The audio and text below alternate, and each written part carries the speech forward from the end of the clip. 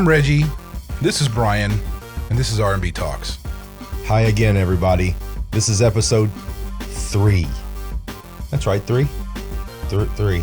Got it. I think it's 3. Yeah, 3. Oh, well, it would be 4. Yes. But we messed up 3. We did. This is 3B. This is 3 beta. Right? This is the Round next. 2. Yeah. Okay. So like EP3. There you go. -2. I like it. We're not going to put it. Yeah, I hope not. Do what I have to do. It's confusing enough to find us on YouTube right now. So, Reggie, your week, sir. How was it? It's been good though, dude. It's been good. Like getting so much done. Yeah. It's like when you try to distill the importance of like work to your kids, right? Mm-hmm. And yet you don't do that yourself, it'll never happen. But like I told my daughter, we had this conversation the other day, she's 7 years old, and I'm like, hey, you know, work's important and you're always going to have to work doing something. I mean, even the stuff you don't get paid for, there's a lot of work to do no matter just to live. Yeah. We're fortunate enough as it is this time in this era that we can have free time, because that used to never be a thing when you were like, you know, hunter-gatherer type of people. But I told her, I was like, you know, there's a fulfillment, and there's like, it makes you feel good when you get something accomplished. Yes. It's really important to understand that, to learn it, to nurture it, and to like encourage that, even at that early age. I think we lost it over COVID. I over COVID hated not working. I loved the time I spent with my family. Don't get me wrong. I got 3 uninterrupted months with my kids and my wife, and we got back to basics on a lot of things. But there were a lot of days I woke up and I was like, dude, I feel like I should be doing more.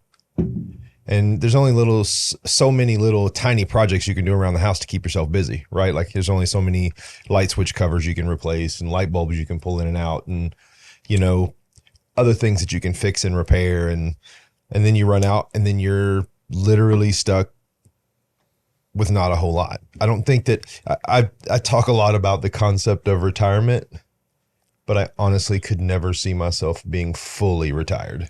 Man, I don't know. Like I naturally tend to be, okay, I'll say this.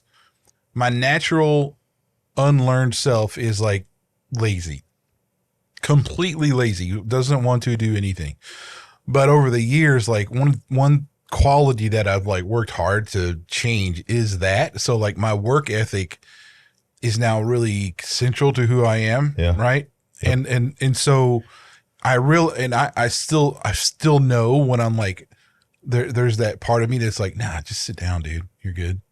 And I'm like, no. But I've worked so much at changing that so that I don't have to worry about that. So I guess for me, retirement, there's a part of me that's like, yeah, man, you need to like just chill and like, yeah. But the me that is like who I've molded into says, I don't want to ever do that. Yeah. My biggest problem is when sitting still, I feel entitled. And then when I'm done sitting still, I feel guilty for sitting still. Right. I'm like, golly, I burned an hour. I could have done this. But I truly do believe that there are times when you just gotta, you know, pump the brake for a second, right? Well, yeah, dude. I mean, look, there's a reason why throughout the whole text of the canon in our scripture, there's rest is important. Yes. You know, and it's modeled even in the creation of the whole universe is how he did that. I mean, there's a definite time to rest. And look, my wife and her family are like industrious people. They're like the most industrious type of people I've ever seen, to be honest. Her parents like never stop. They always go. And it doesn't really matter.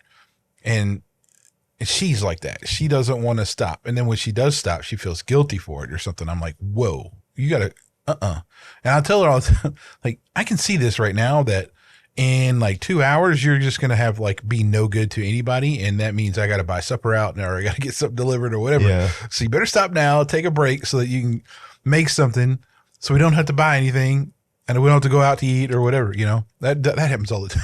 All the time. No, we don't do that. We don't eat out very often at all, honestly, anymore.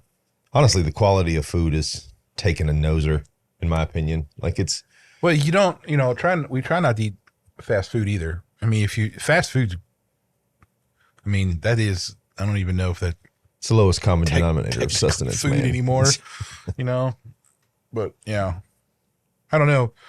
I had a interesting times with my daughter though lately, man. It's like her being on the autistic spectrum, you have to really think about how you parent. Yeah.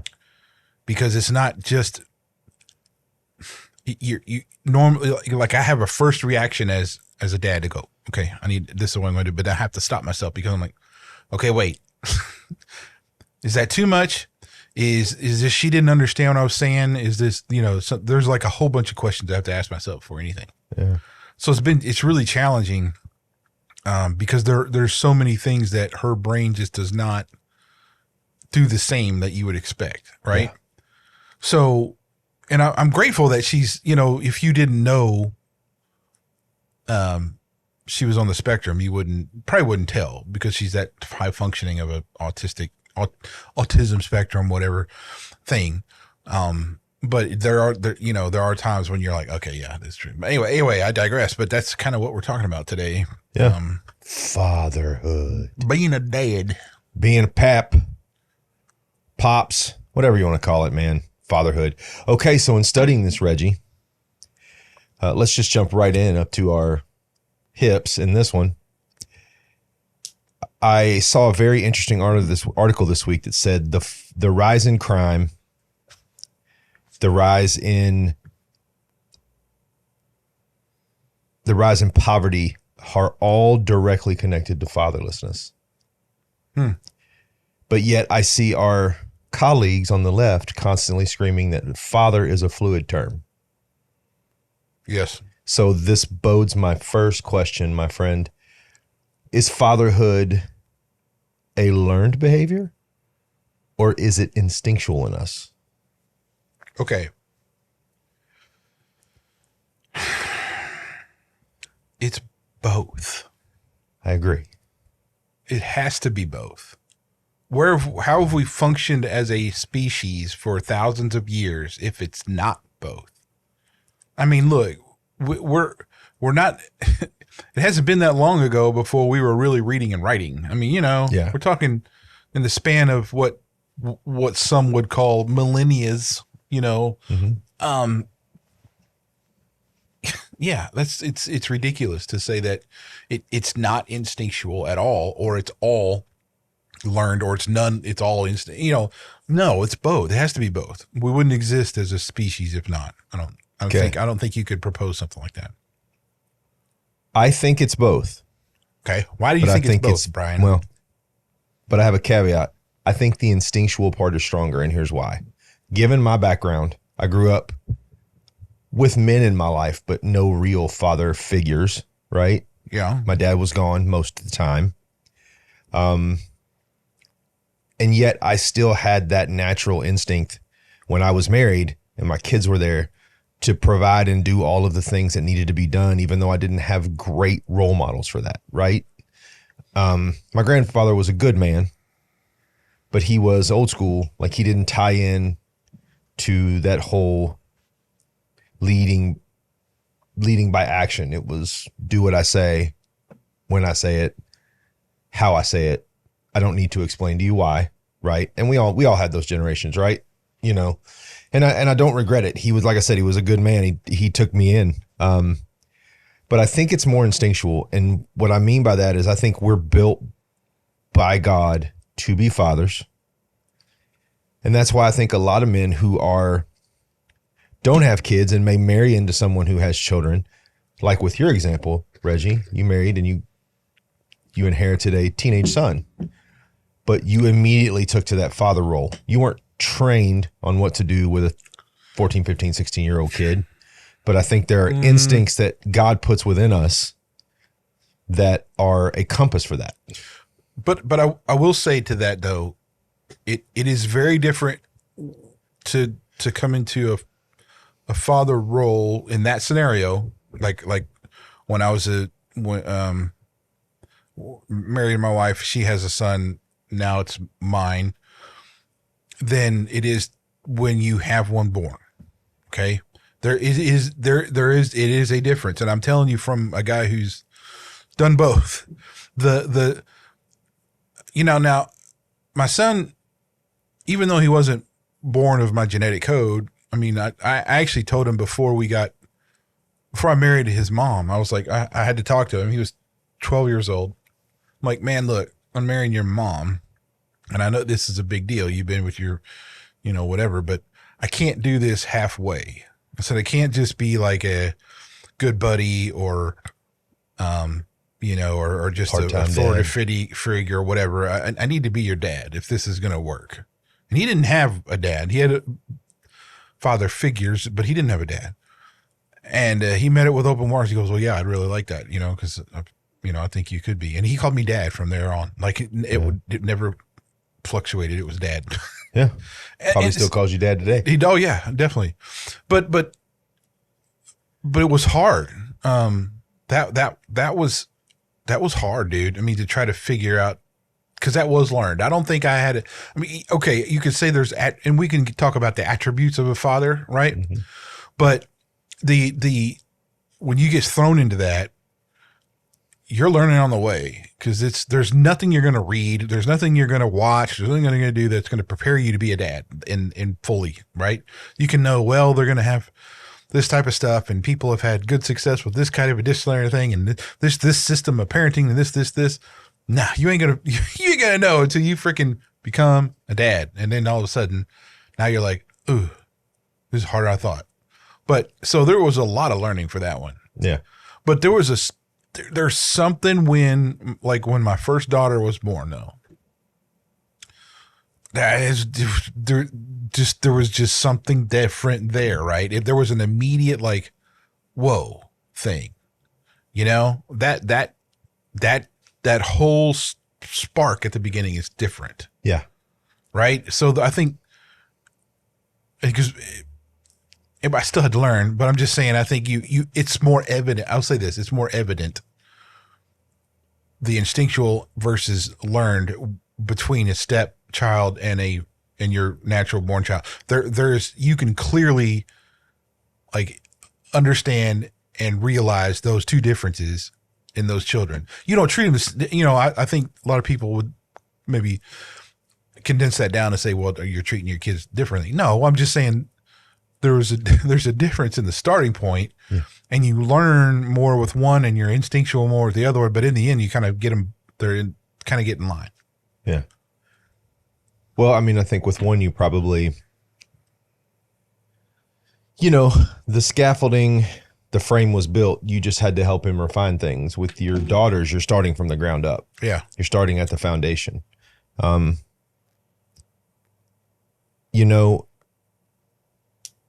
I know the fatherlessness, it's just stuck with me since I read this article. It's a very interesting article. Being someone who was brought up without I made a lot of decisions as a younger man, and I can look back on them. And if I would have had someone there who was invested, a lot of those decisions may have been different. So speaking firsthand, yes, I think fatherlessness has a tremendous impact on young men and women all over the place. Do you think that that's because the role of the father is kind of like they've taken for lack of a better term, they've made the role of a father non-binary, in the sense that they think that a woman or a man, now I'm not talking about us, I'm talking about society, that a woman or man both can be a father and a mother? I feel like there's a lot of ambiguous arguments and statements. And it's not to say that a single mother can't raise a child or a single father can't raise a child. But my question is, okay. The difference in ideologies, people are picking the science to support their arguments. Okay? For sure. Yeah. And when I looked at all kinds of things, I looked at both sides, okay, who does the traditional parenting role type of ideologue, where are they getting their information and stuff? And then you look at, okay, where's the postmodern, inclusive, that side of the coin, where are they getting their science from, kind of stuff. Yeah. And I am not a scientist, but I love science. I always have. And I guess I'm just struck by the amount of science that isn't science being done. Yes. Especially when it comes to things like gender or parenting roles or really the whole psychological field right now. I feel like the research and the science comes from a place where it's just bizarre. Well, I think a lot of it is not science or psychiatry. It's sociological, which flies directly in the face of fact, right? Like, the sociological standpoint on something can be completely non-factual and completely based in feelings, and will rail against fact even though the sociological has no science behind it, right? I believe that I'm like you. I want science. Talk to me about it. But I also am, as a Christian man, as are you, I believe that we were given the best role model: forgiveness, patience, peace, kindness, love, all those things. Discipline, because we all know that God disciplined when necessary and, did what he could to keep his people with him and in line, But for me, I feel like that's probably a discussion that needs to be had at a later time. Subcategories, as we've said before, we're just, skimming the surface. But yeah, I think that's a very interesting question is, like, I believe that womanhood is being, adopted by certain people and being co-opted by certain people. I also think that along with that, because of the confusion, right? If you're a man that thinks you're a woman or your woman thinks you're a man, do you change roles in that situation? And I don't believe you can, because I don't believe a woman has an instinct to be a father and a father has an instinct to be a mother, right? I don't think those two things cross. So I feel like that's probably got a lot to do, or at least part and parcel to the current situation of fathers not being present in the home. But I digress. We'll take a step back though, because part of the stuff I read this week, and I one of the things I latched onto was a Jordan Peterson podcast that was entitled "The Absolute Necessity of Fathers." Mm-hmm. So by the title, you can guess that was about all about fatherhood. But I think the coolest thing was his guest he had on. I found him fascinating. Was Warren Farrell, and so this is why I think he's really critical to this topic. Warren Farrell was doing his doctoral work during the 60s and during the women's rights movements and stuff. And he jumped on that. Actually, he did a lot of work for the women's rights. Was even on the board of NOW and some other things. And he was fully behind, that whole, the origination point. And what he said was in the 70s, though, you could tell there was a marketably success behind that movement. And you saw things changing and everything else. But it started going into a weird and different direction. Okay. And this is what he talked about, was that the feminism movement that came out of that was really from talking about freedom for the mother, freedom for the wife kind of thing. Mm-hmm. And that was overshadowing the importance of the role in the parenting of the child. Like he was talking about how divorce rates skyrocketed, and like, you had all these systems and stuff being put in place where the woman has the primary is with the child and all that stuff. So it was her choice to leave the husband, and she could find some other guy. And then if that guy wanted to move to another state, she could just take the kid away from their dad and just go move with this other guy. Right. And that's what happened because of all this feminist movement stuff that pushed everything to there.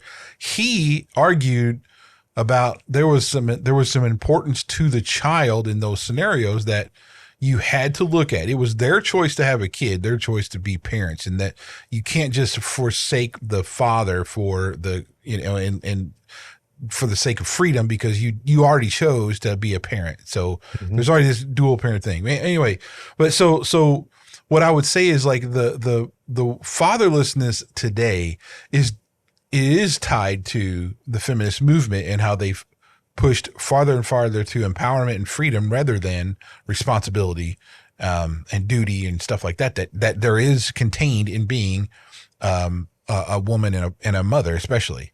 And there's a lot of things that they've been able to discern statistically, that I think, and where they get the statistics was even important, like all over the place. It was like poor income. It was like good income. There was a bad neighborhood, poor neighborhood. It didn't matter where the family units were that they studied. The same results were coming out about what happens when the father is not involved or is not around. Okay. So to answer your question, like, I think why we see fatherlessness is I don't think the gender ideology stuff, I'm sure that's going to impact it going forward. But I think from where we're seeing and where we can get data from now, like even if you go back just a couple of years, it's really birthed from that, like it's that outcome of the feminist movement pushing more freedom and stuff, and the men also in that aspect as a result of that, and not having as many fathers, also pulling back from their responsibilities and stuff too. Okay. I like that answer. It's a good answer. So Reggie, let's talk about the world's view of a father and our view as a father. Well, hold on. Right? He's got something. Since we're talking about this, let's say like the research shows why the father is important. So why is the father important, and what's the ramifications when he's not around? Well, look at the statistics. I went over this in the article that I read. Poverty doubled. High school dropout percentage, 50% more likely to drop out of high school. 50% more likely to commit a felony crime. I mean, there's some statistics out there that show you the direct impact, right? So if you're looking for, the cause and effect of it, I mean, the statistics, the facts don't lie, the studies don't lie, and these are not, weighted studies. There's not a gang of dads out there paying people to take studies, right? These are real studies that were done. It talks about the rate of alcoholism, the rate of drug abuse, the rate of young men committing misdemeanor and sometimes felony sexual crimes, right? All of these things raise when the father's not in the house. Now, yes. What is the impact of the father in this situation? It's the role model. Without a father, I was basically a feral cat. Just being completely honest. I came and went as I pleased. I did whatever I wanted. I really didn't have any boundaries outside of, don't burn the house down, right? So, because I didn't have any male role models there, and the men that my mother would align herself with were far from role models, right? They wanted to be my buddy. They didn't want to help me learn, grow, develop in any way. So, there's a direct correlation between those two things. And that's, the obvious rise in statistics for all of the things that I just said, but connected to it is the absence of the father, the absence of the role model, the absence of the guy that gets up every morning and goes to work, comes home and spends time with his family. That guy is becoming extinct. And let's be clear, I don't blame that all on feminism. I blame a good portion of it on that, but also put a good portion of it on this whole kind of snowflake theory, right? Well, you're special, so you don't have to do what everybody else does. I'm not so sure I buy that. Well, so in the same podcast, he lays out exactly what this does in his research that shows it. Now, keep in mind, this guy is dedicated solely to this. Decades, and he's written all kinds of books that are well researched. He's it's not like this. And I'll get to the opposing view in a minute, but fatherhood.org also had like a lot of stuff on it, right? That was backed by, there was like 18 point something million kids that were, or million families without a dad or something crazy like that. But also they had a whole, I can give you this infographic, but it was like 4 times, if without a dad, without a father, the kid is 4 times greater risk of poverty, 7 times more likely to become pregnant as a teen, more likely to have behavioral problems, face abuse, 2 times more risk of infant mortality, more likely to abuse drugs and alcohol, to go to prison, twice as likely to suffer obesity, more likely to commit crime, 2 times more likely to drop out of high school. And Warren took it even further because he was talking about more likely to, if the father's in the, so let's talk about that. That's with the dad, you're far more likely, the kid is far more likely to experience postponed gratification. So they learn postponed gratification far more when the dad's around. And that's huge, by the way. That's like a really huge thing. The children are more likely to be assertive, not aggressive, no, so much, but they learn aggressive versus assertive when the dad's around. They're more likely to be empathetic when the dad, and you would think that's not the case, but he goes, it's clear, not to deal with depression. So the kid, when the father's around, is far more likely to not have to deal with depression, but and also far more likely to not be addicted to things. And he quoted a couple of them, specifically was like video game addiction and like and porn addiction was a huge one when you don't have a dad around. And especially like, and he made it a point. He was like, when they did these extensive studies, income didn't matter, neighborhoods didn't matter, none of that mattered. It was the same across the board. So what I guess, and here's what I've found too. Okay, so you read all this and you're like, well, that sounds pretty definitive, right? You have all this, and then you're like, well, what's the other side of the coin? And I didn't see any. Okay, so let me say this. I looked at a bunch, and I kind of ended up focusing on a search I did because I think it centered around their point of view was how to be a feminist dad. Right. And so when I was reading this, it was really, I don't know, man. I was just like, I got tired. I'll be flat honest. I just got tired. It was the particular one, and I'll actually post it down in the description, but it was like from the Psychology Today. Jordan Shapiro is who wrote it. He's he teaches at Temple University, I think is what it said, but I'll quote him. Here's a key thing. The image of the good dad is not permanent or fixed. It's not even long-standing. It's constantly changing. Okay, why? I don't understand. I mean, he tries to explain it, but in his rationale,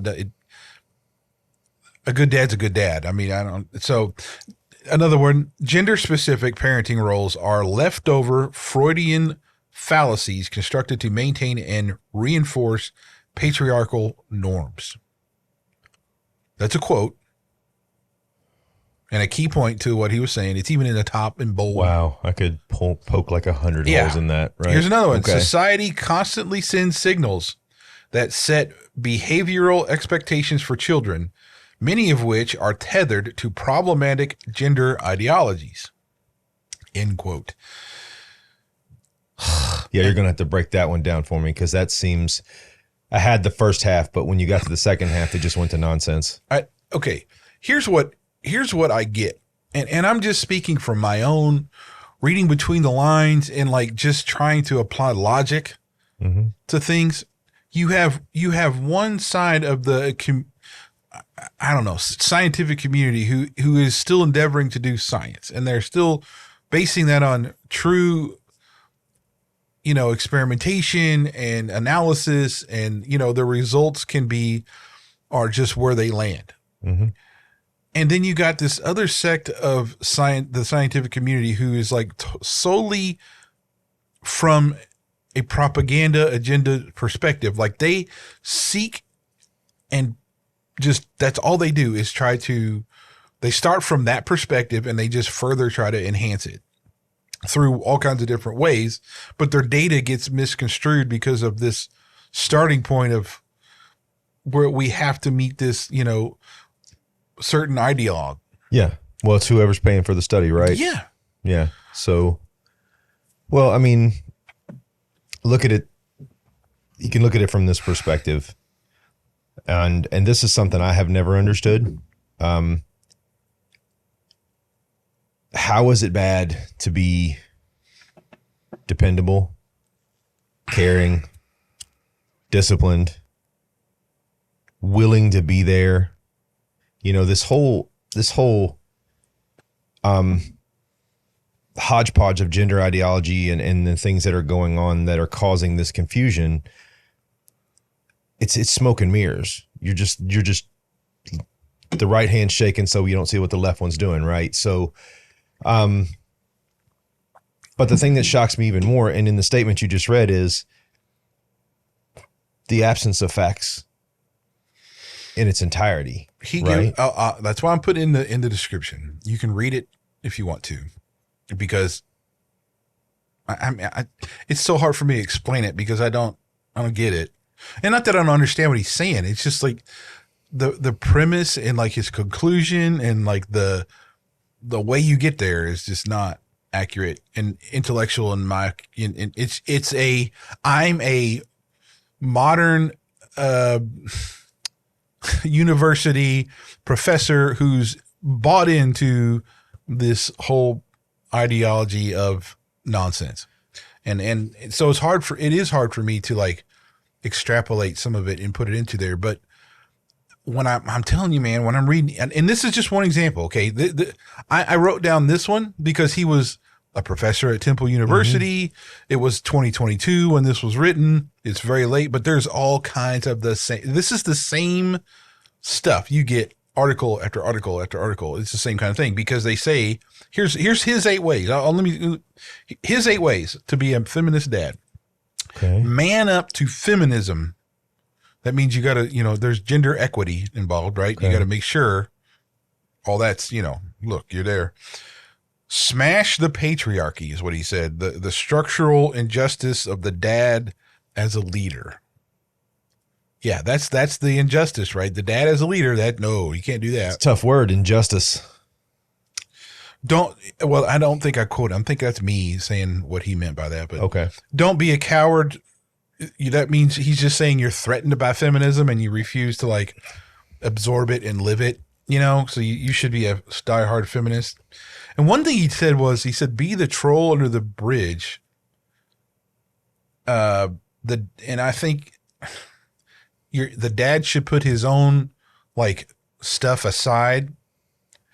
It's more important to play supporting roles well or something. It was weird. It was really bizarre how he was, because that's contrary to any kind of person who does really well in life. But, know that the father doesn't necessarily know what's best. So it's like, you don't, as a dad, you don't always know. And I mean, okay, sure. But what he did say that was on this same thing, he qualifies that by saying that like you should witness, listen, and support your child's unique journey instead of being this lead, of knowing best. And so here's what this is going at. Let your child make your own decisions and like let them do whatever they want when they're kids.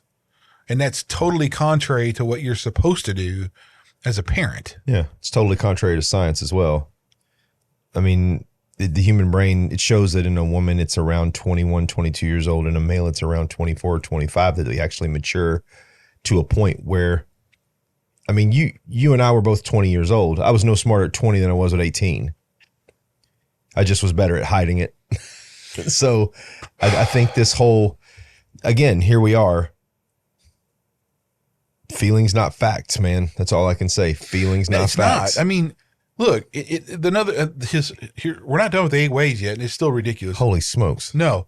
Redistribute household labor. So why he made this a key point of this, I have no idea. Like, why is household labor part of anything? I just, if so many people have tried, I don't understand how this is such a hurdle for people to get past household labor. I don't know personally a single male or female that doesn't help when they can. I guess I don't know these people at all. I don't either. Now let's be real. That's not to say that there aren't some lazy people out there, right? But I think the reason why that gets hooked in, man, is it's stapled directly to the quote unquote patriarchy. Feminists and male feminists, which just honestly, I find male feminism honestly a little creepy. Because I mean, why are you doing it? You're not doing it because you are feminine. I think you're doing it honestly to impress a girl. It's honestly what I believe. But anyway, I think this whole thing of domestic services or domestic work that's done is stapled to this slave mentality that is been imagined up against the patriarchy, which I would assume would be you and I, Reggie. I hang my clothes up just like my wife hangs her clothes up. If the toilet needs to be cleaned and nobody else is doing it, I'll clean it. But again, it goes to this thing where they make things up. Like they position things for buzzwords. This is where I love a spirit of discernment, and where I think you and I are very strong in our spirit of discernment, right? I would say so. And I think the loss here is in the lie, right? The loss is not in what's being said, because anybody can say nonsense and pretend they mean it, right? But when the statement is obviously nonsensical, such as that one, redisperse the household duties. What does that even mean? Yeah, I mean, where? Okay, so let's say, all right, I'm going to give them a little bit of credit. Let's say the big bad ghost of the patriarchy is a problem. Is changing household chores going to solve the big bad patriarchy problem, or is that just more misdirection? Right? Look, I think when I read it, he does explain how that sets an example to your children to further demolish the gender roles. That's what that's for, is to say, that's what it is. I mean, in another way that he even calls out, even goes further. He says you got to practice, what do you say, extreme inclusivity or something like that, which is just pretty much saying, in order to be a feminist dad, you have to, be inclusive to everything. And it just doesn't make sense. And I mean, I'm using everything. He doesn't say it. He's more specific than that, but it's still a broad door. The problem is those things, okay? Those 8 things from our friend Jordan Shapiro here don't explain the data that you get from those who grow up without fathers. Like, none of that does. None of that explains anything to do with why that is. Matter of fact, it's the opposite, because if fathers are doing their traditional roles and they statistically do better, then what does this solve? What is this trying to do then? It's trying to fulfill an agenda. Yeah. That's what this is doing. Because one of the key things that Warren Farrell points out in that podcast was like rough and tumble play. And Jordan Peterson's actually pointed this out too. Yeah.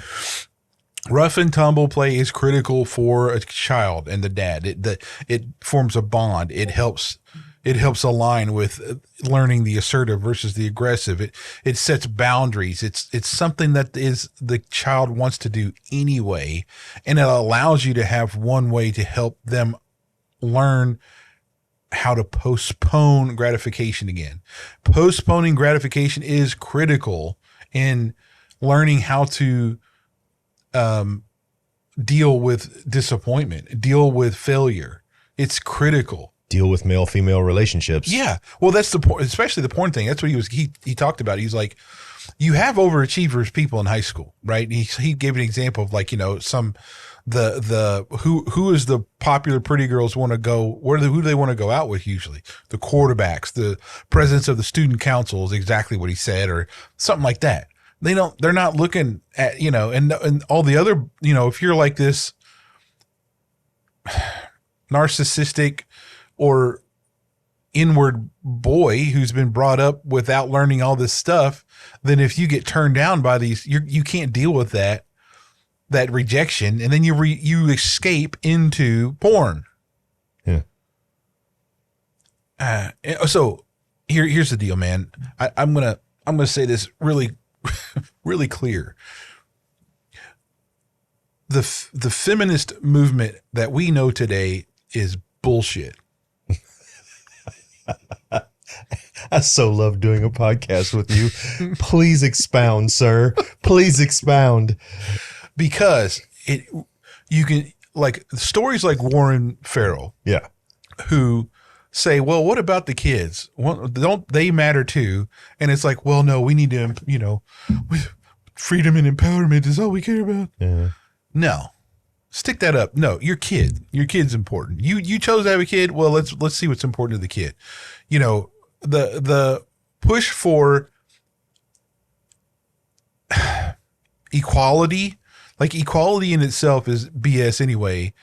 Like the life does not equate to equality. Like you can look at, here's one of my favorite, look at Instagram. One of my favorite things on Instagram look at is nature is metal.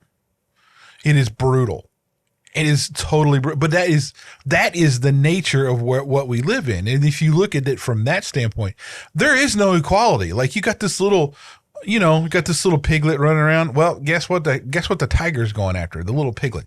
Look, now that we're in a civilized society, so we're not running around trying to kill each other's kids and stuff. That doesn't mean we're not biological. And that doesn't mean that those things, that whole ideology of that we're not, that we've evolved to certain things. Well, no, we still have instinctual stuff that's still there. Yeah.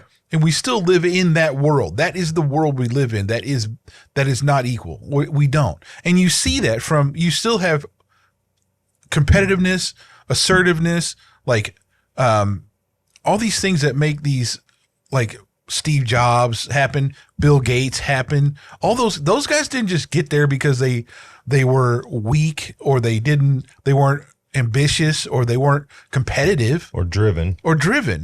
I mean, all that comes from somewhere. That in those things. So if you had the feminist way, none of that would exist. So what would you really have?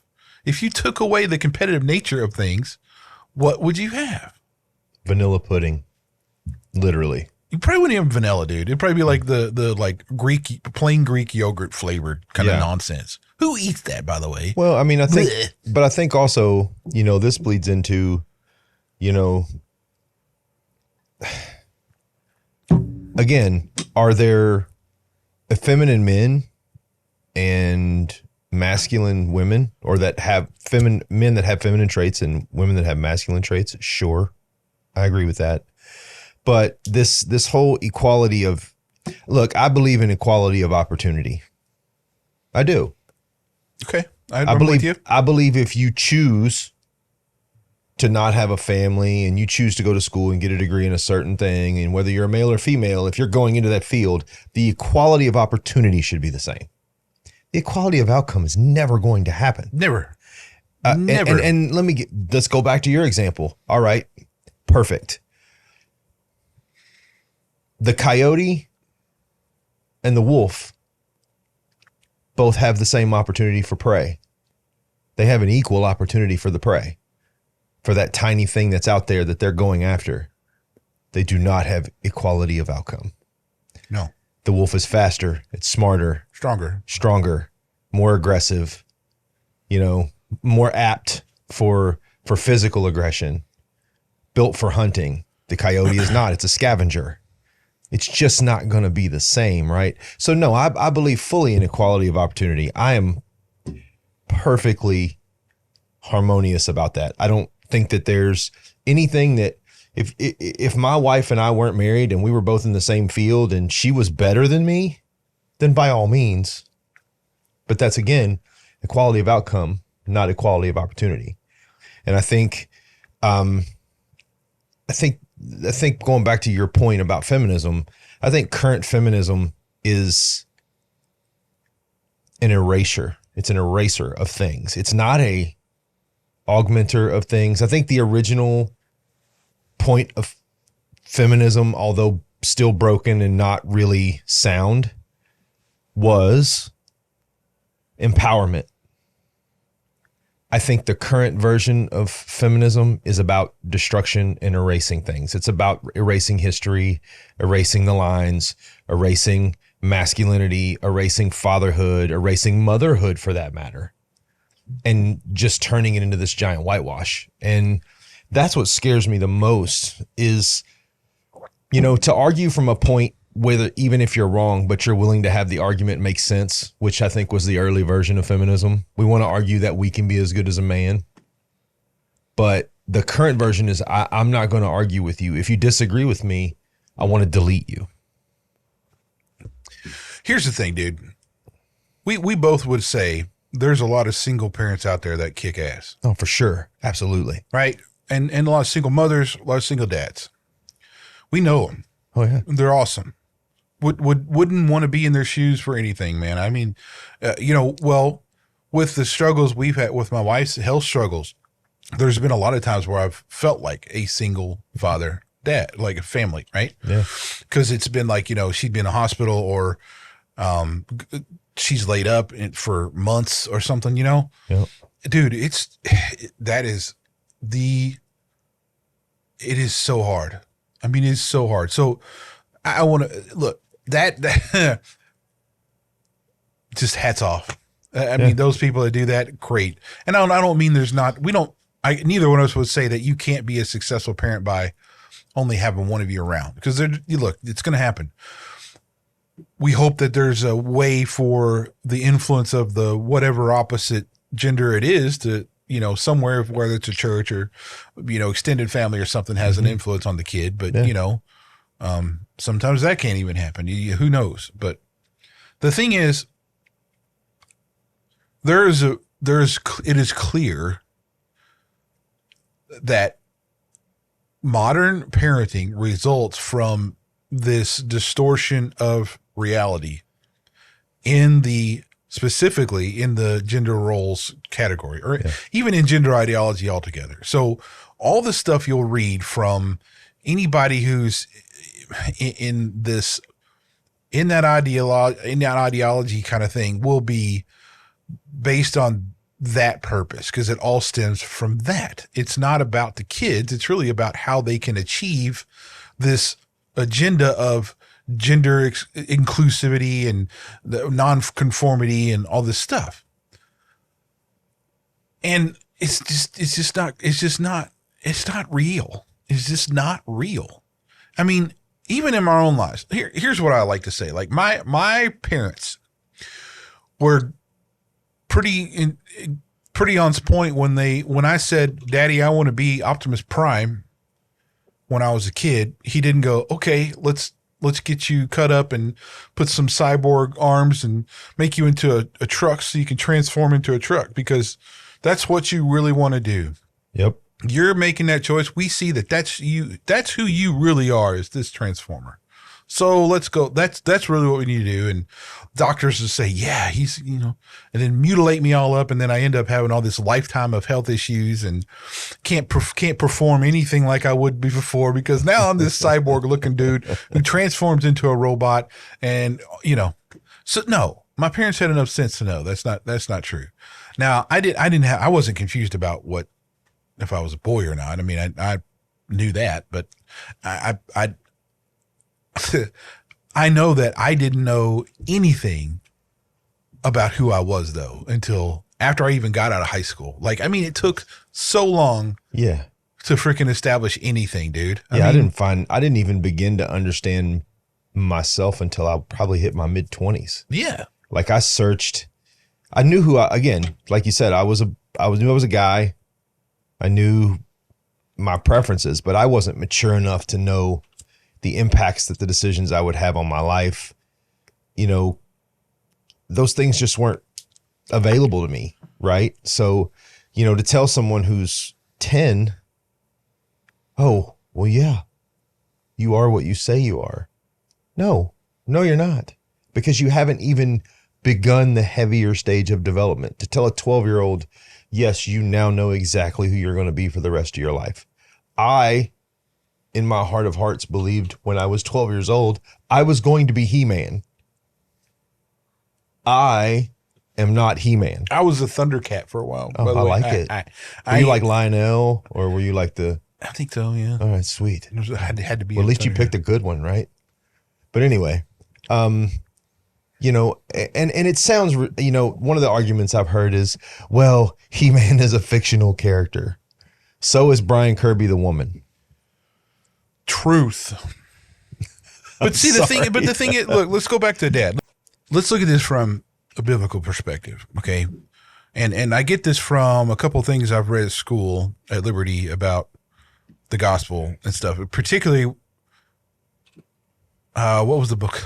Oh man, I can't remember. The King Jesus Gospel, I think, or something like that was what it's called. But he explains about how the story of the gospel really is and how to compose it. But and this is echoed in a couple different other literatures too. But you know, the core beginning of where we fell. So we're talking about in the Garden of Eden. It was out of an act of being a usurper. That's what we rebelled and said, we want to be like God, we want to be God, and we usurped against God. Yes. To do that, right? And throughout human history, that's what we've done. We rebel and think we can do it better or the same or whatever. The same thing you can apply to this whole thing about fatherhood. Yeah. It's a way for a particular opinion to try to usurp the traditional ideas because they think it's better or whatever. But it's the same kind of story. It's not better. It's worse. And there is no good at the end of the tunnel. You end up, because here we are, we're still human. We're not God. We never did fulfill that whole, you know, conquest. But I guess that's what I would say is that, you know, tyrannical. Okay. I can be tyrannical sometimes. There are sometimes when I say absolutely not. No, we will not do that, period. But my wife knows that she's not going to argue with me. Now, I'm not saying we get in some arguments here and there, but at the end of the day, I get the final say because it's me. Remember, and this goes back to our manhood thing. It's me that's going to put my life on the line for my family. It's me that's going to defend the family. It's my body that I'm going to throw out there in front of a bullet or something in front of my family. That's me. That's what I will do. It's me that's going to do that. Well, I'll take it a step further. I answer to God for how I run my household. And you know, I want to read something to you. All right, so 2 Samuel 7:14-15. It says, I will be a father to him, and he will be a son to me. When he does wrong, I'll discipline him the usual ways, the pitfalls and obstacles of his mortal life, but I'll never remove any gracious love from him. That tells me two things, okay? Immediately when I read it. Number one, what my responsibilities are towards my children, what my responsibilities are towards my wife. But the other thing it tells me is that I answer to a higher power, because it says in the beginning of that verse, I will be a father to him and he'll be a son to me. So that's God saying, you're my son. So I am as responsible for rearing you in a godly life as you are for rearing your children to be godly. And I don't know about you, but I have a very healthy reverence for my Savior. So to disappoint him is like disappointing my father. I feel shame. I feel unease, even though I'm forgiven. We all know that. We are still humans. And when you were young and you disappointed your father, that was hard. Oh yeah. Because you, regardless of how much angst you might have had or how self-righteous you were at that moment, you still disappointed your father. And this is where I get confused, right? Biblically, I get confused because, you know, I hear talk about the patriarchy. I hear talk about, you know, male dominance. You know, the father is the, you know, the word king gets used, and I am tasked by my Savior to head my household in a way that is in the vein of Christ, right? I am the head of my household. That doesn't mean I dominate my wife and I dominate my children. That means I love them unconditionally, and part of loving them unconditionally is being a disciplinarian, is using tempered anger when necessary, not unruly anger, tempered anger when necessary, and protecting and providing and loving and honoring my wife as God calls me to honor my wife. Fatherhood is not a single component thing. Being a man is not a single component thing. And I think that's what frustrates me the most, is we get distilled down to this one-off bad example of one single behavior instead of being looked at in the overall picture of what it is we're called to do. Yeah. And then we're pegged as being bad, or pegged as being tyrannical, or pegged as being, you know, hyper masculine or toxically masculine or whatever you want to call it, right? But, you know, being a father is the ultimate act of love. I'm going to love my wife. We're going to create life. And then I'm going to commit my life to raising, teaching, and loving my children so that they can go out and find wives and do those things, or husbands, or whatever it is, because you have daughters. But I guess my question is, what is it? Where along the way did we get put into this single line definition of what we were, right? Because fatherhood is a very deep thing. It's a lot of aspects to fatherhood, but they all seem to be ignored in the public culture when it's talked about. It's taken away from its broad spectrum view, and it's distilled down to this one thing. What do you think causes that? Because it's all of, I think there's a movement that is to break down what is strong, what is good. I think there's a movement to break those down, pretty much on a whole level. And you get a lot of fancy words and things and pricey stuff that gets thrown in there to make it look better. At the end of the day, that's what it is. It's just a movement to break those down. And you have, it's particularly, let's talk about the fatherhood thing. I think really that comes back to, I still agree with a lot of different views on this, that the feminist movement is where that comes from, the attack on fatherhood, because it's this whole, it's this, I guess, this loud minority of women that just, hate, I don't know, man haters. Yeah. I don't know. I guess that's what you call them. Because I can tell you this, man, my wife is, I don't think she's been happier. You know what I mean? It's like she's so loves fulfilling what she can do. You know what I mean? Yeah. And she's not like this lone creature, unicorn that doesn't exist. There's lots of them. Yeah. You know? I don't know, man. I just get bored with it because look, we know, and there is a problem with fatherlessness.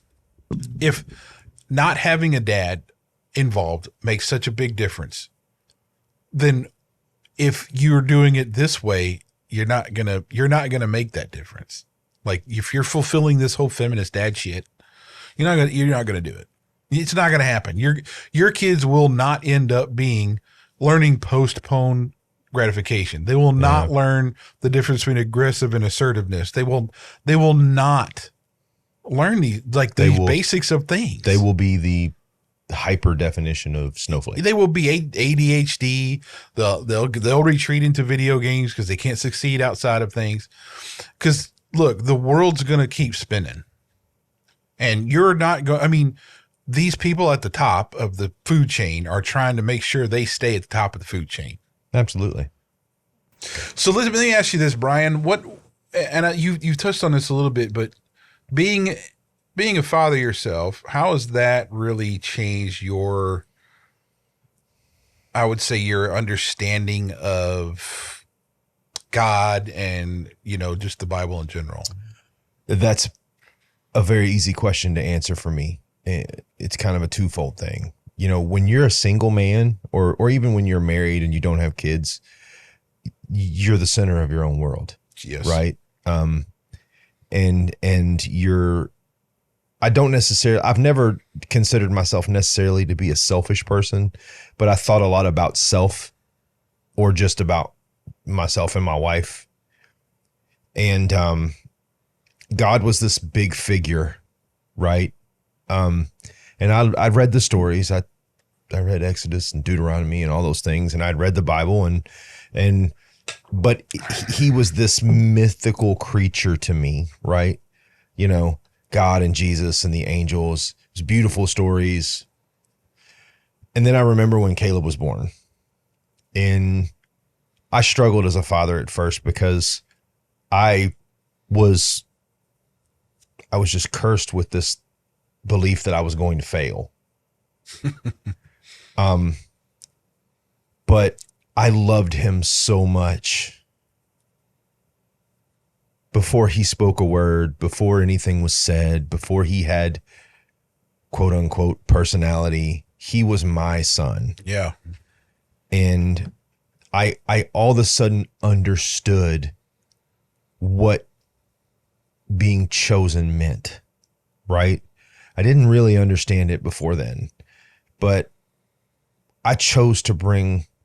my wife and I chose to bring that boy into the world. And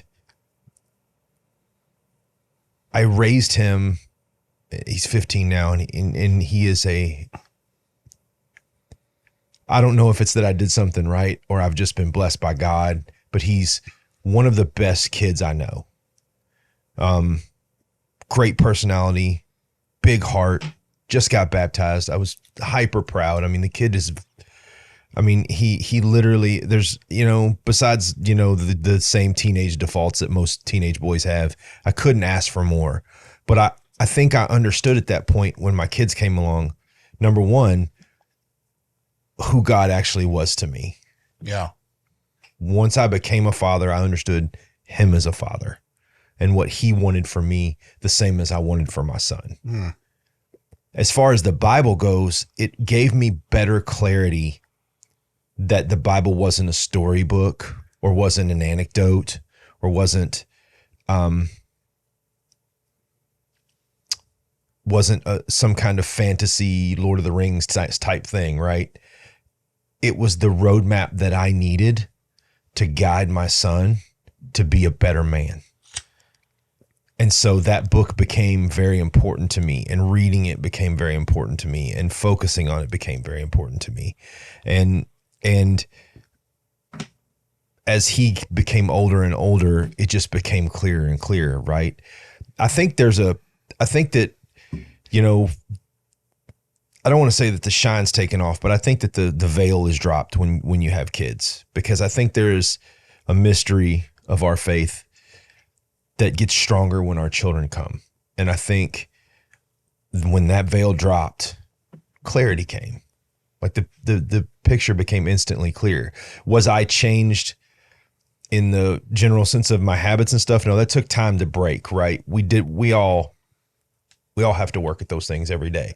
I still have, anxiety and anger issues sometimes. It's just part of who I am. But it's taken that out of me. And also, it goes back to this, Reggie. I'll say it like this. There's two kinds of tired, right? And one kind is you haven't had any sleep. One kind is you don't have any peace.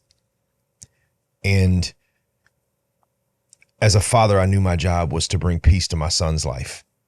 And I think Christ thinks the same way about us. God thinks the same way about us. Come to me and I'll bring you peace, right? I'll bring you protection. I'll bring you love. And I think that's what happened for me was all the pieces kind of came together when the kids came, right? Before it was this big 1,000-piece puzzle and I was missing corners and there was a piece over here. I didn't know where it went. But when my first son came, Caleb, and we'll go into those stories at a later time, but it's unbelievable how God has used Caleb in my life to keep me disciplined directly, like used my son as a conduit for his will to me. But also this is just, I don't know if this is a happy coincidence, but I believed in miracles because my son was here. I didn't have a father. I had a rough upbringing. At one point, I never thought I would get married. I surely never thought I would have kids because I was like, if this is the life that my kid's going to live, I'm not going to put a kid through that. Yeah. So I witnessed a miracle when my son was born because it was the change. And I witness it every day when I see him change or when I hear him do the right thing or say the right thing or be the right person. Those are miracles, man, because those are powers that I, without God, do not have. Right. So I know that's kind of a long answer, but. No, man. I mean, the thing that being, this is kind of why I've rethought leadership a little bit. I mean, because it's like if you look at certain churches and the guy's like a pastor, but he's like 22 years old. Yeah. And he's like just been married or something. You're like, I do. I can't, it won't happen. I will not.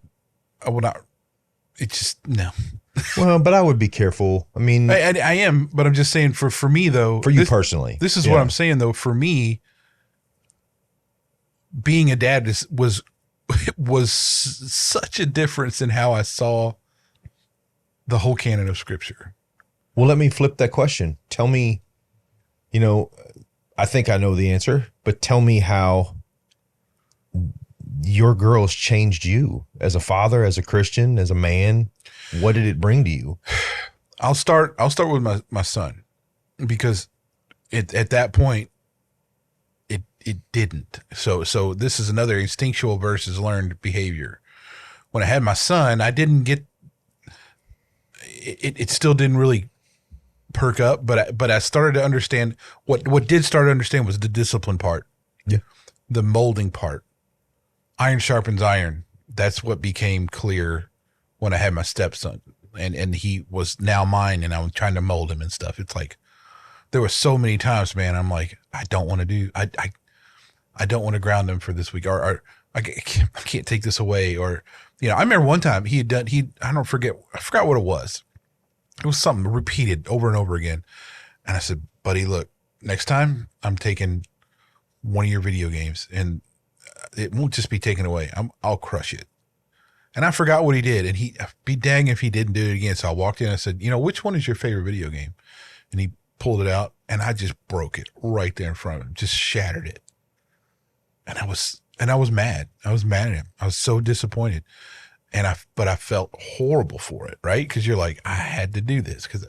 And I had to always I had to learn to keep my word. And I had to learn to if I say I'm going to do something, I got to follow it up and do it. Yeah. And I have to do that with my girls too. It's the same thing. But so I started learning that part about, because things in the Old Testament specifically, I didn't square with until I started learning that, until I started experiencing that, right? Yeah. When I had my girls though, the unspoken bond stuff is what started to make sense then. and throughout scripture when God says like says his love for his people, it's like, okay. And then throughout scripture, they always refer that Heavenly Father stuff and everything. And like, we're his creation and that he loves his creation and all this stuff. And you don't understand that until you get that supernatural, like, love with your kiddo when they're born. And that made so much, that changed my whole outlook on scripture and even God, who he was, and the crucifixion story, Abraham. I mean, gosh, all these massive characters in the Bible now just made more sense, and their stories made more sense. Well, and I always tell people, Abraham was my Bible hero. And the reason is not his bravery. The reason was his absolute willingness to sacrifice everything for his belief. So much so that he was willing to sacrifice his son. Now, we all know that God came in and stopped that sacrifice from happening. But to be so a man of God and have a heart of God, that for God to open up to you and say, I need your son, the son that you were told you would never have, the son that I blessed you with. Yeah. And for you to willingly, knowing, look at Christ. He knew what was going to happen. There was no veil over his eyes, and he willingly laid down his life. The thing about the Abraham story, though, man, is I do fall in line with the perception that Abram was not at the time thinking his son would die. I think he had enough. That's the faith part, because especially when it talks about his faith. Yeah, I think he was, and I fall in line. And I can't remember who I heard this from or read it from. It's because it's been lots of years, but the idea being that he had enough faith to know that God would either bring him back to life or he would stop it. And he had enough faith to just go ahead and try to do, because he had that much faith in God that that's what was going to happen. Not that I don't think, because I don't think that's the way God wants us to be dads. No, not at all. You know what? I don't think he wants us to do that kind of thing, but he wants us to have enough faith. And again, look, the Bible stories, dude, are tough, right? They are. I mean, you're talking about some really, extenuating circumstances, dude. Oh, that yeah. like, you're like, what? Dude, look at the story of David. Holy moly. I'm like, what? What? You're going to go through all that? And then, it's like, okay. I mean, those are so, like, whoa stories, really. Mm-hmm. I'm just, it's kind of why I don't pray for like tolerance and compassion anymore, because like I don't want to get bombarded by people who challenge my compassion. Very true. And I have enough of those in my life right now. Yes, I had never put. Great advice. Don't ever pray for patience. You will then be challenged with it. The for test a long shall time. come. Yeah. Part of being a dad, part of being a father, you're supposed to be the protector, the logic bringer, I would say, the wisdom, and part of that is your wife is there with you, supporting you through the whole thing, that you're not an idiot and thinking you know everything, because you don't. But at the same token, part of being a dad is being that other voice for your kids, that you can challenge their scenarios. Your wife can nurture, you can challenge. Yeah. Well, let me be clear, right? And I want to say this too. We're talking a lot about being fathers, but I'm just going to take a second to say this. Uh-oh, here it comes. My wife is one of the greatest, strongest, most loving, most patient, kindest people I've ever met in my life. She has poured herself into my kids. Yeah. On a level that I don't even know that I would be capable of doing. Right. And so we're not excluding mothers in this conversation in the sense of we're more important.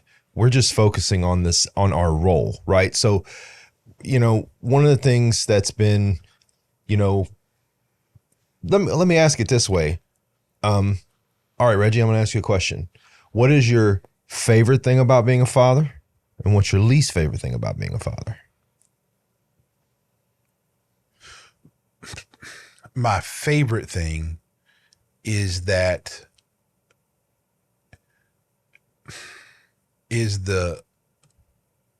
love and affection I get from my daughters. That because whatever I put a lot into my kids, and when they show me that, makes it, I just want to do it more. That's probably my favorite thing. It's just awesome. I don't ever miss putting my kids to bed, like tucking them in and stuff, dude. It's the freaking, I don't know. They come in my office door because usually I'm up here and I'm reading or playing Call of Duty or something, right? And they come in, Daddy, time to tuck us in. Yep. And I don't regret that. I'll stop whatever I'm doing. I'll go tuck them in because they've got used to me coming in there, grabbing a big old hug, and they giggle and everything else like that. And I love you, Daddy, and all that stuff. I can't miss it. It's just awesome. But my least favorite thing is the delayed like understanding that you did right with your discipline. Yeah.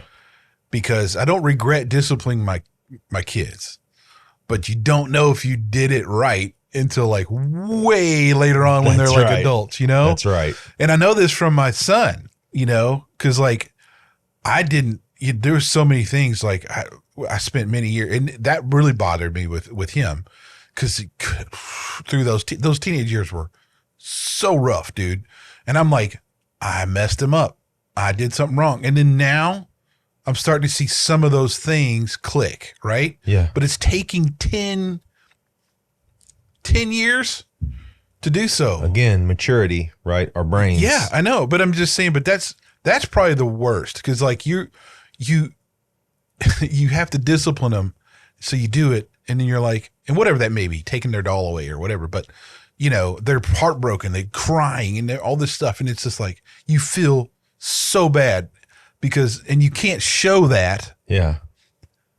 And then you're like, man, I hope that was the right thing. If that's it. Because you're just looking at it going, I don't know. Guess we'll find out when they're, 30 years old. We'll get an answer. That's probably my least favorite thing, man. Okay. So fatherhood, how would you describe being a Christian father in the general sense? So I think to be a Christian father, you have to fulfill being a Christian man first. Yes, I agree. And then following that, which we haven't talked about yet, would be a Christian husband. Yes. So those two things are a prerequisite for being a Christian father. Yes. And that carries a lot. There's a lot there. We already talked about briefly talked about being a man, and there's a lot there to just do that. Then you got being a husband, which brings all this other stuff onto there. And then you talk about fatherhood. So the specifics of being a Christian father are like really exemplifying the loving relationship between you and God that they should follow as well. Mm-hmm. That being, if you love the Lord and you're living out that, they need to understand that too, and how that works. Okay. So, and that means being a spiritual leader for your family. Absolutely. The second part is like just you got to, as much as you're a protector for yourself and your wife, as you as the husband, you're a protector of your family. And Yes. that's clear through scripture as well. There's a reason why Jesus said, if you don't have a sword, go sell your robe and get a sword. You got to protect what's yours. Yes. Yes. And really even your family. I really consider, look, those are my kids, man. And it's my wife, but I'm stewards. I'm not the, I mean, at the end of the day, in infinitum, it's God's, man. I mean, it's like, I got them for while I'm on earth. And then after that, he's got it, Yeah. you know? So it's like, I gotta protect God's kingdom and protect what God created. And that's what I got to do. And you also have to honor honor the gifts that God gave you. We have to honor, you know, my favorite thing about being a dad, it would have to be seeing my kids smile when they get something that they've been trying really hard at. Right? Like, well, you're more at that age where they're doing that a lot. Well, I'm kind of sitting back a lot of times, and I'll talk and I'll try to provide wisdom if I can, which, by the way, young men have knowledge, old men have wisdom. You know, there's a huge difference between the two. Wisdom is applicable. Knowledge is stored and sometimes not used. That tomato in the fruit salad is such an awesome thing. That's so great. Yeah. I keep thinking about it all the time. My least favorite thing is the same as yours. It's never fun to take something from your kids. No. It's never fun to bring them disappointment, even if they've earned it, so to speak. And I always tend to second guess that decision I make, right? Did I say the right thing? Did I do the right thing?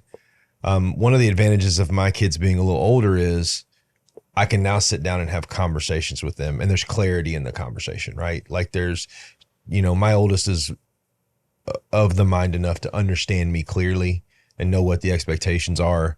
And my youngest is growing into that spot rapidly. But, you know, to be a Christian father to me is a very simple, you know, I am to project God's values in my home. Love your wife, love your kids, you know, pray with them, you know, use biblical and moral wisdom to help them down the road that they're on. And I think a big part of it as a Christian father is to have fun with your kids. It's okay to have fun with your kids. It's okay to have a good time. Show them that, you know, faith has joy, right? And I think that's a great thing. That's a thing that we forget, right? Faith has joy. So when I have a good time with my kids, when we goof off and we laugh and we go to church functions and we carry on, it's because I want them to see that God wants you to be happy. He wants you to have joy. Is he going to give you everything that you want? No, because that would be dangerous. But God wants us to have joy. He wants us to make a joyful noise. And sometimes I think that's laughter. You know, sometimes I think that's, you know, singing a song, whatever that might be at that point with your kids. God wants that too, right? He wants to know that our families are happy and that we're living a life that's got joy and fulfillment in it. And for me, that's the biggest, you know, a lot of times a missing peg. And even when I talk to men of faith, when they're raising their kids, they're very solemn about how they raise their kids, right? I try to make it a point to try to laugh with my kids as much as I can. But I've seen these guys that are just like, it's just, can't believe he thinks that's funny. Because it is funny, dude. You know, no offense. Man, I'm going to say a man thing right now. Farts are funny. You know, I do laugh a lot with my kiddos, dude. Yeah. I mean, a lot. And I intentionally try to do it too. But I also try to level it out. Yeah. You know what I mean? Like when bad stuff or great stuff and the girls are really excited, right? I try to level that out. I try to bring that, you know, down a notch. Yeah. Cause I think it's important to learn too that, you know, there's there's times to celebrate, but you know, you got to keep it under a certain level. Just, I mean, cause I mean, at the end of the day, it's all going to die in heat death anyway. So what's the matter? What's it matter? But yeah, I would say, yeah, you got to laugh, man. Well, I guess that also plays into the importance of that rough and tumble play, the rough housing with your kids and stuff. Yeah. Man, you got to, that is so critical, so critical. And I can't emphasize that enough. I'm just thankful that it's something that I didn't I'm sorry. It's something I did not do with my girls. Yeah. I mean, I didn't know, but when they were little, they just, you're like playing with them, you're giggling with them, throwing up in the air and all that kind of stuff. Yeah. And they're like, I about choked to death when I was talking about it, but they're like just giggling and laughing and all this stuff, and it's like, yes. Now that I read about how important it is, I'm like, well, at least I did that part. Yeah, right. Like those times I was tossing Caleb and Dylan up on the couch, great. Yeah. I did something right as a father. One of the things I think it's time that we encourage some men out there. Well, hold on. Before you go there. Okay. And I think part of that encouragement, but let's just say this, dude. Fatherhood is hard. Oh, for sure. Okay. Let's just make that abundantly clear. It is hard to be. And here's another key fact here. You're going to mess it up. Oh, for sure. You are going to screw up. Train wrecks. But man, kids are resilient. Now, look, we're not talking about beating your kids or like, oh, I screwed up and got drunk and, did this or that. No, we're not. That's not what we're talking about. Just look, you may say the wrong thing. You may, not discipline your kid the right way for something or whatever. But look, at the end of the day, you're trying. Yeah. That's the most important part. If those statistics that we have for fatherlessness do not say, well, if you have a father that is doing 92% of the stuff right, they do better. No, you just got to be there and be involved. You just got to show up, dude. You just got to show up. There it is. There it is. It's difficult in ways. If you're having an easy time being a father, if you're just like, woo, this is great, you're probably doing it wrong. And that's not a knock on you, dude. Go back and reassess. But it's hard in the most rewarding way. It's hard in a way of, it forces us as men to develop ourselves, right? It doesn't, one of the things, what's the old saying? Nothing's worth doing nothing easy is worth doing, right? So if it's hard, obviously the challenge is there, but it's rewarding in the best way because eventually you will find your rhythm as a father. Yeah, now, you will still make mistakes, but eventually you will find your rhythm as a father. Look, there's I think there's some guys that are really just, it's a gift. They are gifted to be dads, dude. Yeah. You have the tools to do it. I guess that's what it is. I mean, look, we're men. Is focused. This is my advice. Be a man. Be a man first. Yeah. Figure that out. Mm-hmm. Be a man first. Yes. Then a husband. Because it takes two to have kids. Yes. So whoever that other person is, let's be the husband. Let's figure that out. Be the husband. Because you're not going to be able to be that dad until you're a man and a father, or a man and a husband. Now, okay, if you're not married and you're a single father or something, okay, I get it. But I'm just saying those two are really important first. And if the husband part doesn't work because of there's not another individual, okay, but let's be a man first. Yeah. Period. Yeah. Then focus on the father part. Because the man part, if you're a man and you're just care about your kids, you're like almost there. Yeah, for sure. I mean, come on. Well, I mean, the thing I would say as an encouraging thing would be, as I've always said, surround yourself with wise counsel, right? Surround yourself with wisdom. I had to learn this, and I don't say this as a brag or some kind of a badge of honor, but when my kids came along, I had to trim the fat a little bit. I had to take some people out of my life that weren't really going to be useful to me in that vein, right? They were living a different lifestyle than I was living. And nobody where there's any harsh feelings, at least on my side anyway. But I had to start surrounding myself with people that were capable of helping me learn more about being a father and a husband. Surround yourself with wise counsel.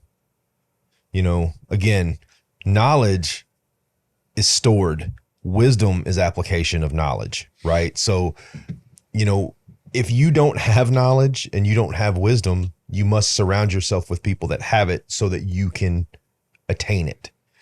You know, along that lines, Yeah. a modern thing to do as a dad is don't put everything about your kids on social media. Oh, don't do it. absolutely. Don't be that guy who posts everything you do with your kids, who posts every little like mistake they make or like all this stuff online. Don't do it. Just don't do it.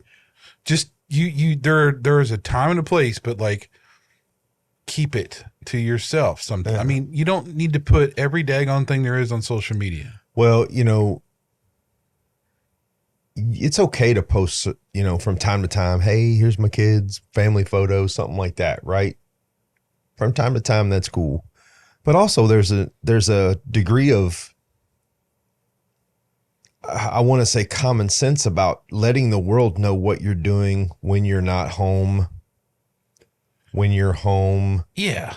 You know, I think that falls under the whole protection thing, right? Like, exactly. I don't want people to see and know and be able to take advantage of my inability to keep privacy in my home.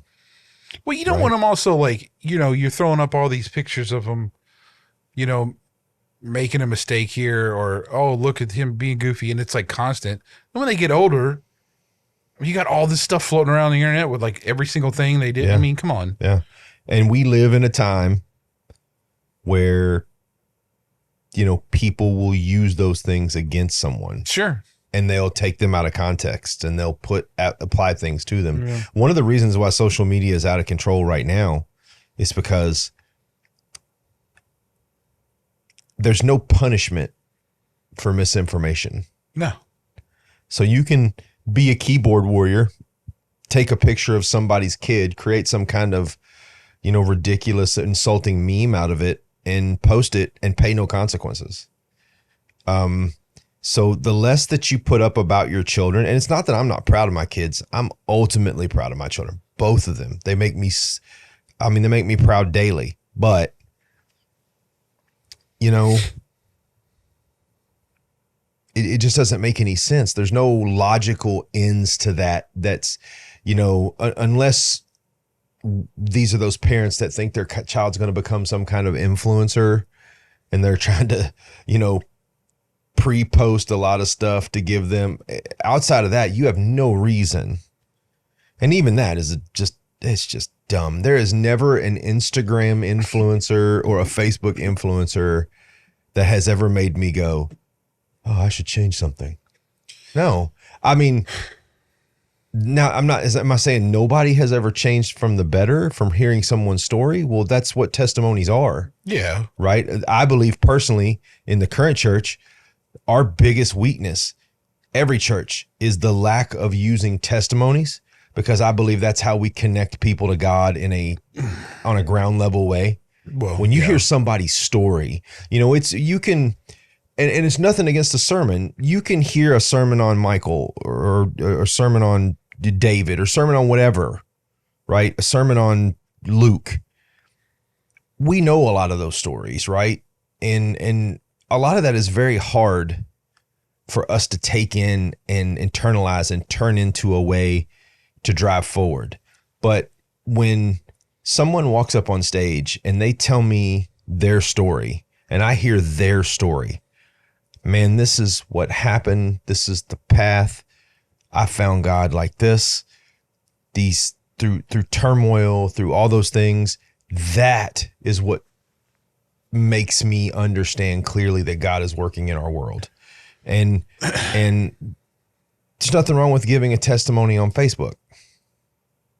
Hey man, my name is so-and-so. I'm a Christian. You know, there's nothing wrong with going on there and praying for somebody or asking for prayer. But when you're just out there posting your lunch, And you're just Well, out, look, you know. I don't look. People can post all kinds of stuff. I'm just saying with your kids. Look, Yeah. you know, you want to minimize your kids' internet presence Because it's going to they're going to maximize it as much as they can anyway. They're going to be required to eventually. Yeah. I mean, I don't even want to get into the whole digital currency and all the things that are probably coming down the road. Well, but let's because we're probably at the end of our talk here, but let's one thing I would want to tell people is that I watched The Sound of Freedom. Oh, yes. And I would recommend everybody go see it. Like everybody. It's so well done. Excellent. It's just an excellent movie. It's really heavy. I ain't gonna lie. That stirred some stuff, but you know, I was hyper protective of my kids before, but I've amped that up since I saw that movie. But you know, we need to I think the more everybody's aware that that's really going on, and that's even exponentially gotten worse, that we should all be aware and try to do something about it. Because we don't look, I fully will stand behind God's children are not for sale. And the what they do to these little kids, man. Well, you know, that starts with know your kids. You know your kids' tendencies, know your kids' flat spots, know where they're vulnerable, right? I get to know my boys as much as possible because not only do I want to know them, but I want to know where I need the antenna to be up even higher, right? You got to know, you know. It's not just that though, dude. Like, yeah. But this gender ideology nonsense is part of the problem. Well, it's just fueling the perversions that are out there. America is the top consumption of child sex material, dude. Are you kidding me? Yeah. You know, like what kind of sicko does this? And here's the big thing here.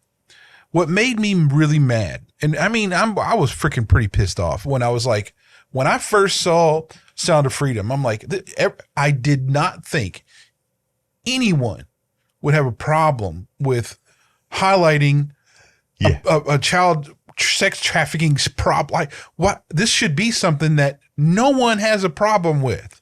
It should be like a plain, oh man, we should all get behind this. Yeah. And then you had Rolling Stones and the Guardian and all these couple of things put all this crap and these articles about how it's QAnon. Man, look, you can shove that so far up your ass it comes out the other end because that's bullshit.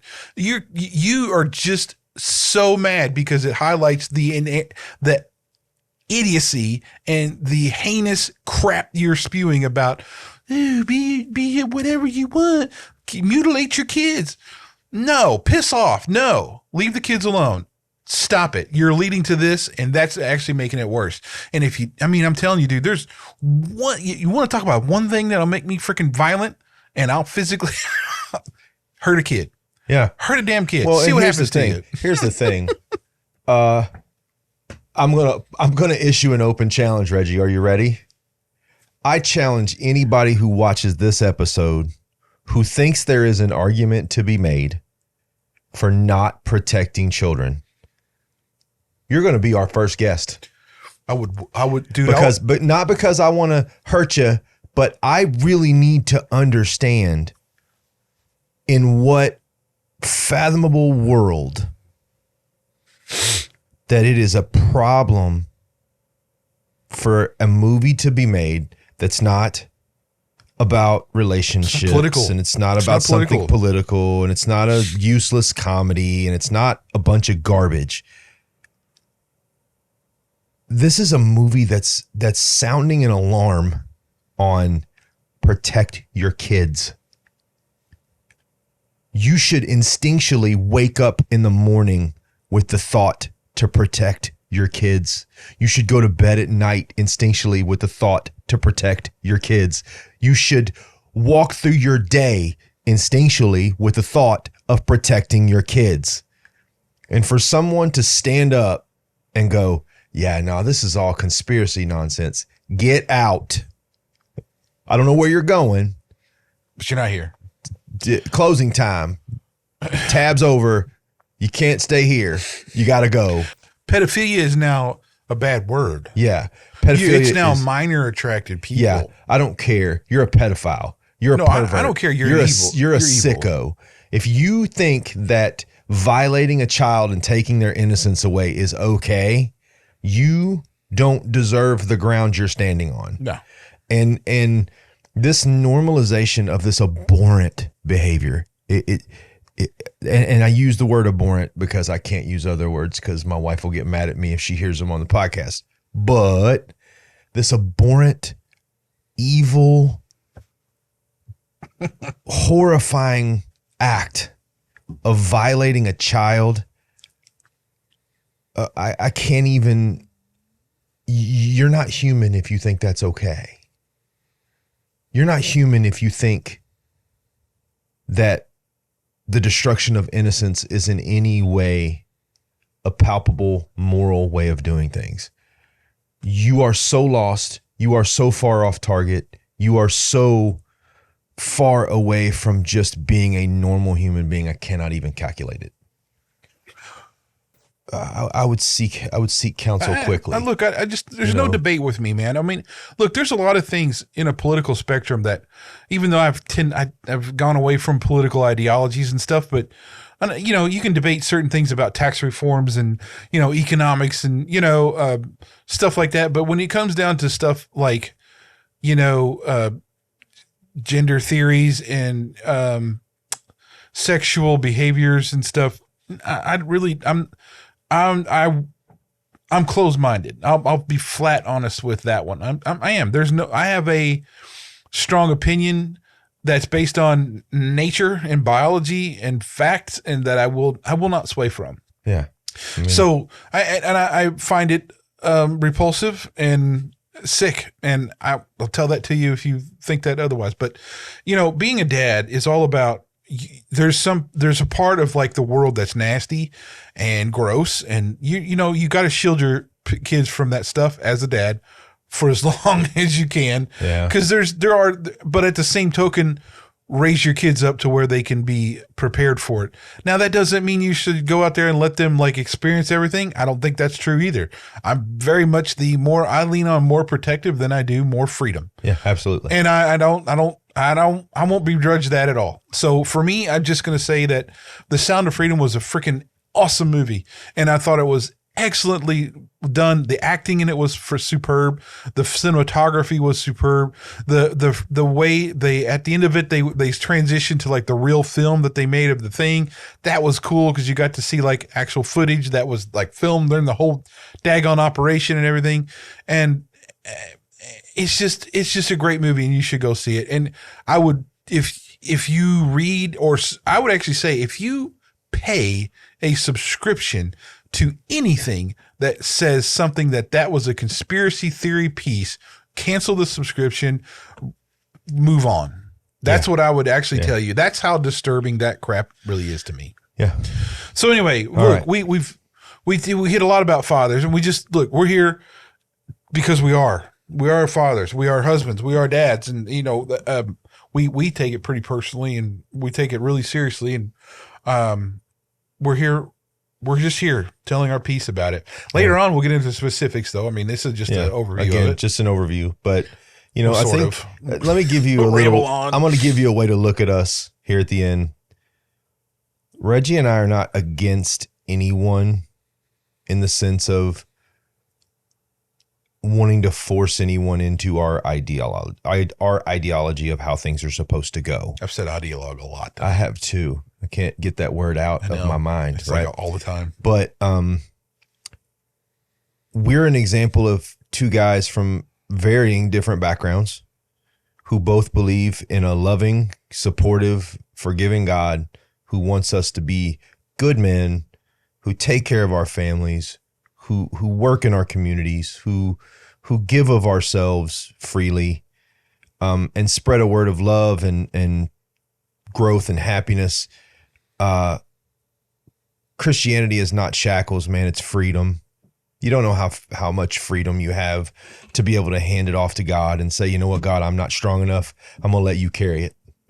And that's coming from a couple of guys who specifically are pretty strong dudes. But at the end of the day, we're just fathers who love our kids, and we want the best for our kids, and we want the best for our families, and we want the best for your kids, and we want the best for your family. You're not going to get it all right. I guess that's the thing. You're not going to get it all right. You're not going to be you're not going to be perfect, but try and try to make a legacy. And it doesn't have to be a legacy of anything other than a strong character, or just having a moral backbone, or whatever. I mean, but I'm just saying, look, be a man, be a husband, be a dad.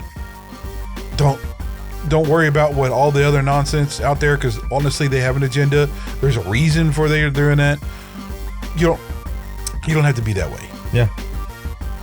So, be well, be men. We'll see you next time.